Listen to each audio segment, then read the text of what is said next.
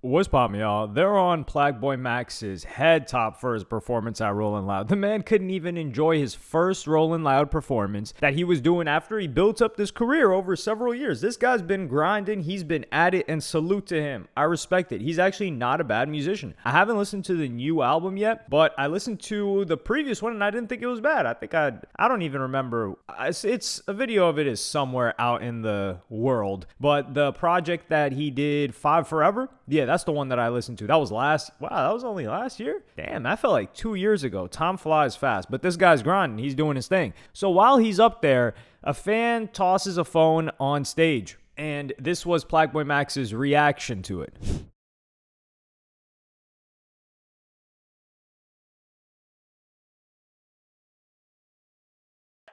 Hey, go! Cop everything I got that in the face. So he just recorded that thing and launched the hell out of it. And I thought everybody else was thinking, what the hell is going on here? Why did he just do that? And then Dub, who is DDG's brother, responds to it. And this gets 2.2 million views. And he says, LMFAO, bro, this the hoest-ish ever. And on top of that, a bunch of other people that are just giving their comments on things on the internet, on X. They're like, yo, if you know how traumatizing it is to lose your phone at a festival, then, you wouldn't be laughing at this, or you wouldn't think this was cool. First off, this does happen. This does very commonly. Like, if you've ever been at a festival, some girl or even sometimes dudes, they're coming up to you like, oh, have you seen my phone? Have you seen my phone? They're drunk. They're sweaty. They're probably off some Molly. They stink. And I'm just like, yo, you're nasty. Like, get away from... Yo, actually, whoever catches that reference is crazy. I just feel like that came out of my memory bank. But yeah, I'm just like, get the hell away from me. It's like the Walking Dead, right? Like, you're Rick and all of these zombies are trying to find their phone, and they're going like, maybe if you weren't so off of who knows how many compounds. I'm just thinking of all these people doing gear now and performance enhancing substances. But if you weren't off of all of these drugs at this event, you would have... How the hell do you lose your phone? I could understand if you were in the thick of it, right? Like, you're in the mix, you're in the mosh pit, you're jumping around. But realistically, you couldn't figure out a zip-up pocket for your phone. You didn't think to prepare to go to the music festival. But hey, their mind is compromised. They're on the substance. I should be a little bit more empathetic towards that. You are correct. But I'm not helping them look for their phone. And also, you got to say, yo, if you took your phone... But you also got to say, yo, if you took your phone so seriously and it was so important to you, you don't think the last place you should toss it is on stage? Really? On stage. And this is another thing. I am very against people tossing stuff on stage in general. You guys remember that clip of them tossing water bottles at Kid Cudi?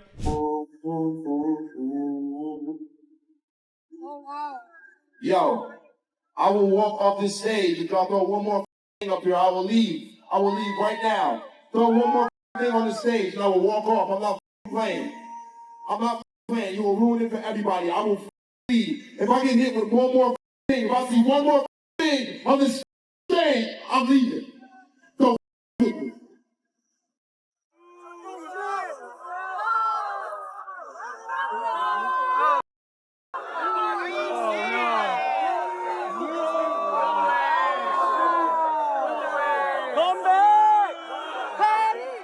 They wanted to get that man out of there so bad. They said, and then he just left. I think this was at a Rolling Loud too. So the Rolling Loud crowd gets really rowdy. And I just think throwing anything on stage is disrespect. Respect the performer's time on there, and he'll issue his respect back to you. It's different if it's a concert. If it's a concert, people are a lot closer up. There's a space between the gate and the individual, and there's security. So a lot of the time, you won't be able to hand off a phone. But in a concert, what will usually happen is maybe someone, they used to have this, they used to have something like written on Snapchat, and they would hold it up, or they would hand the phone, they would have their arm out handing the phone to the artist, and then the artist has the opportunity to choose to pick it up and then record, take a photo, give it back to you. But unless you fall under those, no, don't toss your garbage on stage. It's like when Riff Raff, he used to perform with this giant, this dude that was like 6'8", huge guy. He was his security guard. He passed away, unfortunately. But people thought it was sweet. Like, yo, I could just hop on stage. Like, I could just get on the stage. And Travis Scott, he's somebody that when people get on stage, he tells security to screw off. And, like, you know, he'll rap with them and all that. But Riff Raff, he's not like that. So Riff Raff security's tackling people, suplexing them, giving them the John Cena FU off of stage. And, hey, that's what they get. Why are you interrupting? I just feel like people thinking that they can interrupt or, like, just try to impose something that is either an object or themselves in the middle of an artist performance is disrespectful. Like, you're crossing a big boundary there. So that's why I don't feel bad for them at all. Now, do I think that it's this person's intention of like, yeah, you know, like I'm disrespecting this guy? No, but they're stupid, so we don't care about their intention. Anyway, Plaque Boy Max ends up responding to this whole situation, and it makes my recent defense look kind of dumb. Someone else threw a phone on stage. I'm like, oh, a phone. I pick it up. I start recording. After I'm done recording,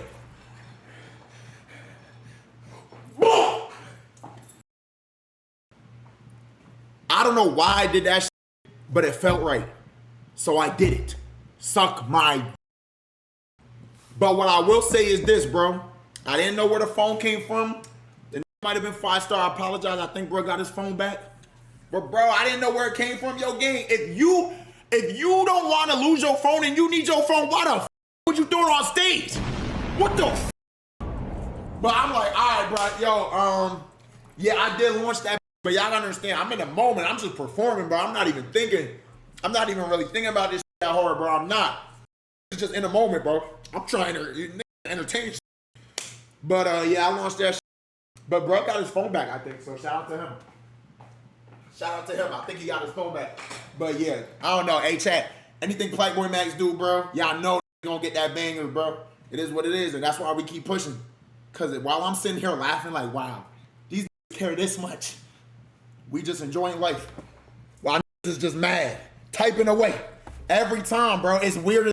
I spit out my unsweetened sweet tea when I heard him say that. I didn't know, because that encapsulates all of the crazy decisions that we've seen Plaque Boy Max make in probably the last year. It's like a game of roulette. He's like, I don't know why I did that, but it felt right in the moment, so I did it. That was probably why he left FaZe, which is, you know, if you gamble enough times, it's going to hit. That was a good move by him to leave FaZe early. That's probably why he ended up, you know, doing the activity that got a girl pregnant that he didn't want to get pregnant. That's also probably why he was unable to beat his bad bee addiction after 6 days. That's also probably why he decided to get a vasectomy when he had a pregnancy scare. And that's also probably why he decided to get those tattoos that ended up putting him in the hospital, because there was some infection or something like that where he was half paralyzed in the hospital for a month. That's probably why he did that. And also why he dumped the girl that was holding him down, because the internet was clowning him. She held him down through that, and he said she was a great girlfriend, but he was going to get clowned, so he couldn't do that. So all of his decisions kind of add up. I think that should be his philosophy. That should be a sound bite. I don't know why I did that, but it felt right. So I did it. That's just going to be a new soundbite that people got to use to explain things. Because what is he going to do? He's going to be, yo, you know, guys, I was thinking about it and I was wrong and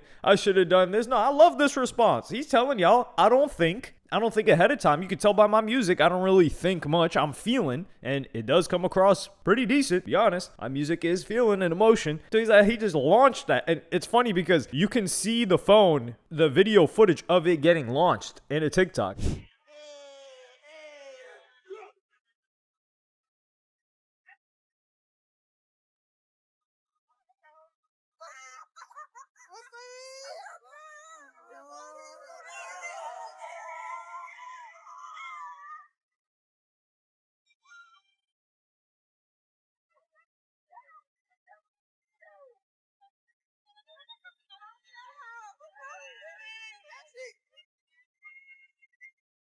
The fact that he's recording this and he put the TikTok out means the guy did get his phone back. So happy ending at the end. Although, I do think it's kind of crazy. You launched the dude's phone without even putting the lock screen. You didn't even lock it. People could have been going through his photos. They could have been going through whatever crazy stuff he had on there. But shout out to the Rolling Loud audience, actually, for getting the guy his phone back. Rolling Loud creating a culture where people are willing to give this guy his phone back. But it seemed like, yo, the Young Bucks loved Rolling Loud this past weekend. I'm glad. I'm glad Rolling Loud is a staple. These guys have grinded their way up. I've seen every single one since the first one. I've been to one or two. I've been to two. Yeah, I've been to two Rolling Louds myself. Personally, listen, unless I'm getting some royal treatment, I'm not going to another damn festival. That thing is, like I said, you got these zombies walking around everywhere. I'd rather just go to a regular concert. So I'm still so sad I didn't get to see the Doja Cat and Weeknd concert. I think she like took off. I remember I was so excited to go to that concert. It was Doja Cat and The Weeknd, and I was going to buy tickets, and then Doja Cat announces, like, oh, I'm not going anymore. Like, I think she's recovering from vocal surgery. And I was so sad and heartbroken. And y'all are probably like, yo, don't you love Doja Cat music? Why don't you just go to a Doja Cat tour when she does one or when she did one? It's not enough. Like, I'll go to a Weeknd show,